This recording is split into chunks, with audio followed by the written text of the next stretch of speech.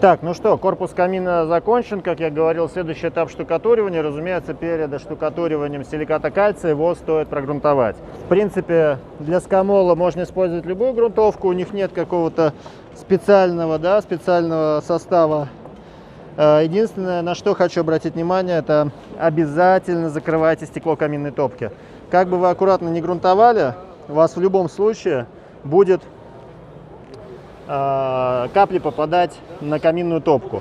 Каминная топка у нас дорогая, для того, чтобы ее потом не отмывать, чтобы не пачкать, мы ее просто вот так вот заранее закрываем обычным полиэтиленом.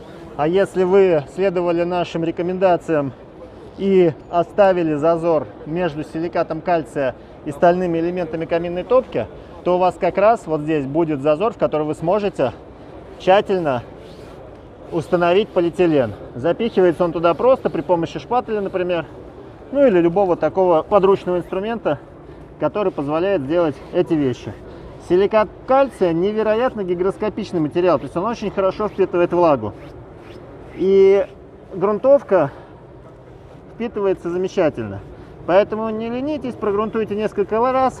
Наша задача поверхность обеспылить и придать ей равномерно впитывающие свойства. В этом случае при оштукатуривании у вас будет возникать минимальное количество осложнений.